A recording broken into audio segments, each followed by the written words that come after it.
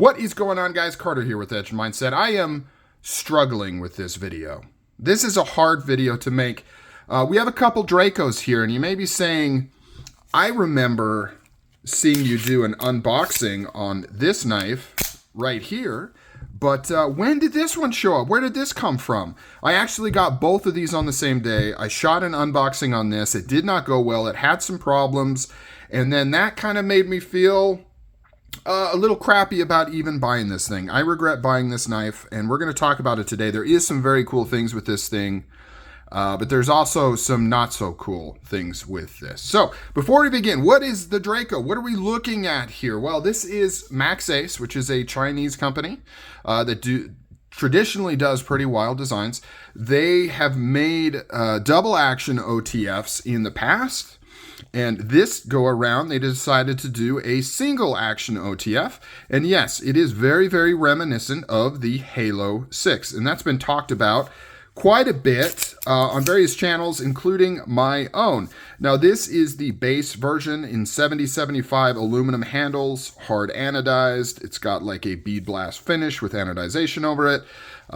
Carbon fiber, inlay onlays. I think they're inlays, but they sit proud. You can see how they poke out there.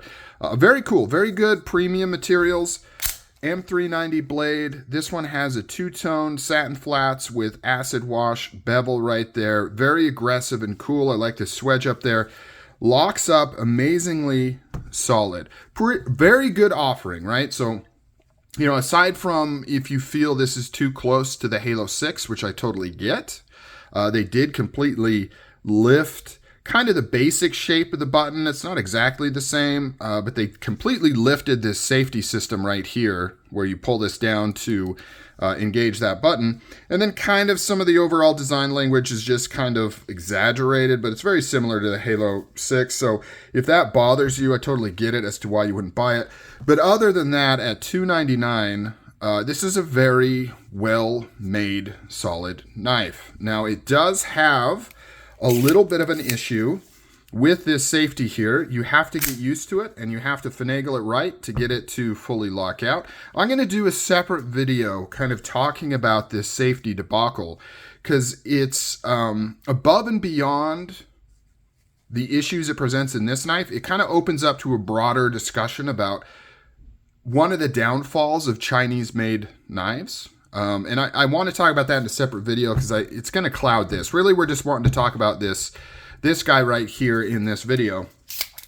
I'll do that later. So what do we have here? Well, like a lot of Maxace knives, they oftentimes will do a regular version and a premium version. So this is the premium version. Now, why did I buy both of these?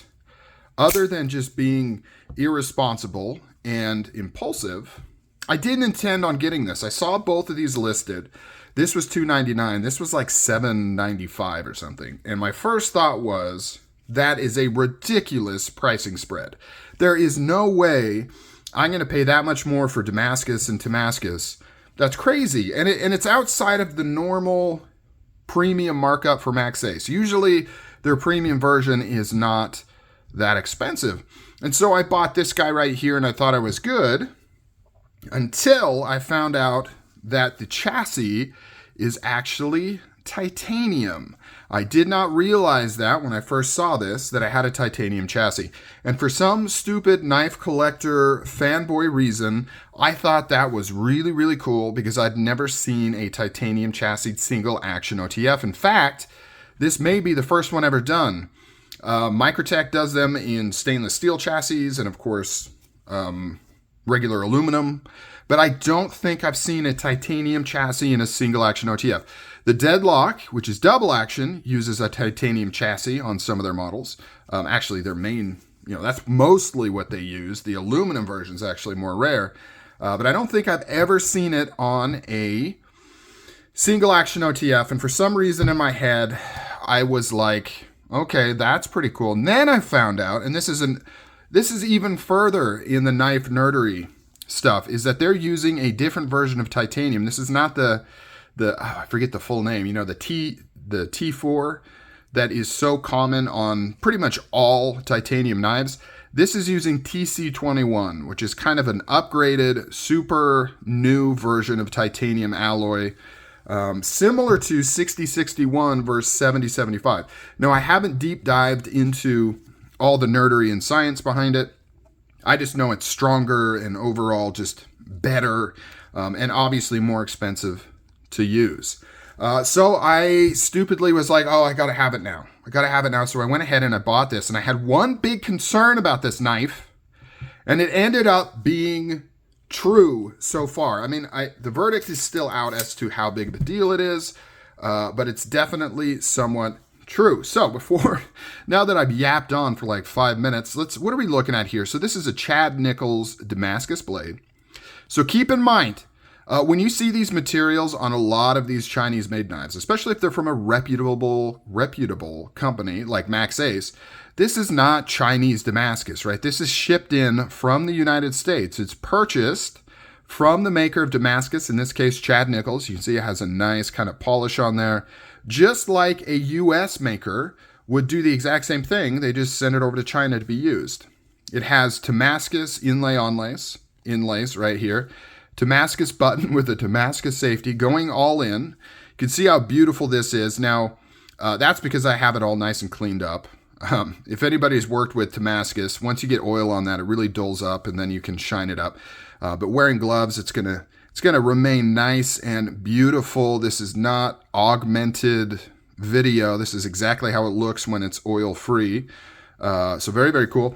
And then of course the TC titanium chassis that's then been DLC coated, which I found was an interesting choice.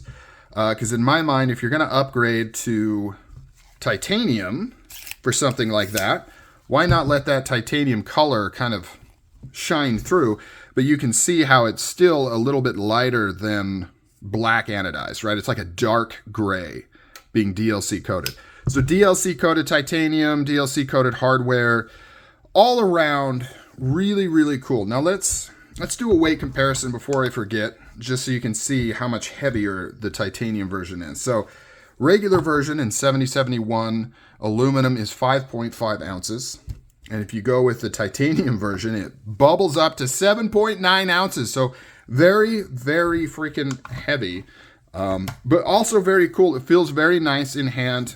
And when you fire this thing, it has a different feel to it because you have more weight in the handle. It's kind of like when you're shooting a pew, right? And you have a very heavy frame, whether it's a steel frame or a tungsten infused polymer like the SIGs. The recoil impulse is going to be vastly different, just having that extra weight in the hand, and this is no different. When you fire this thing, it still fires very, very hard. It just doesn't kick out of your hand like this one because you've got more going on in the handle here. Now, if you couldn't tell, both of these are firing really, really well now. I've kind of mastered how to successfully fire this guy. And this one is not presenting the issue that I'm talking about. And that issue, which I was concerned about, is there's a reason you don't see titanium chassis on OTF knives very often. And that is because titanium is soft and sticky. And I don't mean to your hands, but I mean when other materials like steel is trying to glide against it, it's not a very conducive material for having that sort of interaction with steel. You know, frame locks, right? Titanium frame locks, if you don't have a lock bar insert or carbonization, they will stick. That's because you have the hard steel and the softer titanium kind of butting together and they create like a little bond. And then when you unstick it, you're shearing off a little bit of that titanium because it's such a softer material. Same thing here. Now with the deadlock, they have put in like an internal chassis. I believe it's steel and not aluminum, but they put in steel guardrails, and I'm pointing at this knife. Obviously, this isn't a Hawk deadlock, in order to make that work. And when I saw this, I was like, okay, titanium, interesting. Have they done something special inside? And when I was wanting to just buy the shiny thing, I was like, oh, I'm sure they figured it out. No, they've not figured it out. I've actually taken this apart. It's the exact same as the internals here. They literally just swapped this outside material. My next thought was, Well, maybe it's not going to be as big of a deal because it is a single action, right? It's firing with way more force. So it's not as finicky as like a double action, right? The double action may feel like it's firing really hard, and it kind of is as long as there's no resistance. The second you introduce resistance to a double action knife, let's see, I've got this one here. Not the best example. I got this super cheapy right here.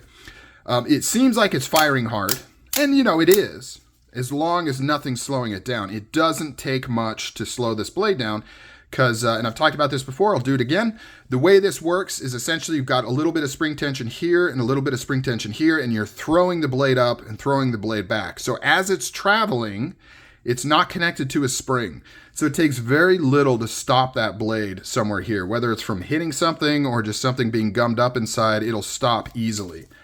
This is not the same. It's under spring tension the whole way. Now, obviously, there's more tension as it's down here, and it gets lighter as it moves up, but it's under tension the whole way, so I thought maybe it's not that big of a deal because of that reason, which I do think is partially true, but I have ran into issues with this, where all of a sudden, it'll be firing really, really good, and I think, cool, we're good to go, and then all of a sudden, it will just stop, like right here, to the point where, and here's the kicker, right? It's not just like it gets a little resistance and it kind of struggles for a minute.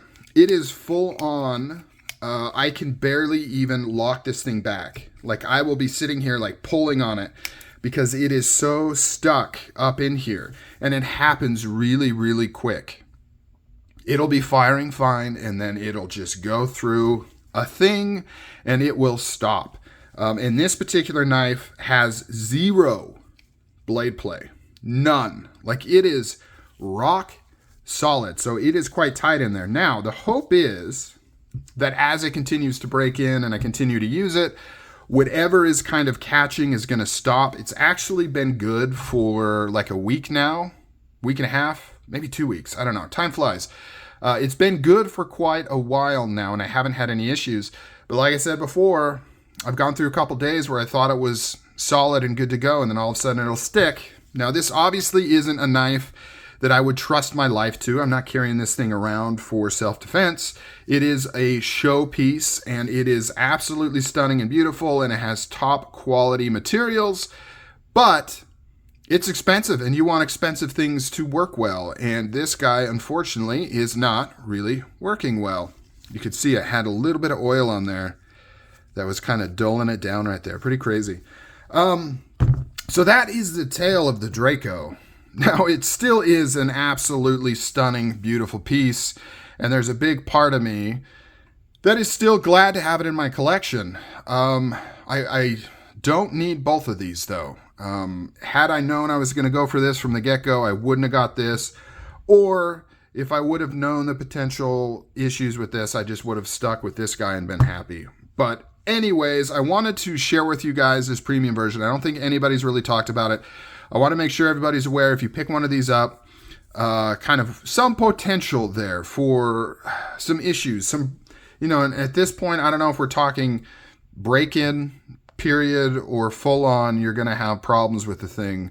But it is what it is. All right, guys, what do you think of these two knives? Comment down below. I mean, how beautiful is this, though, with that Damascus and that titanium? It really is something else. All right, guys, I will catch you on the next video. Thanks for hanging out. I'm out.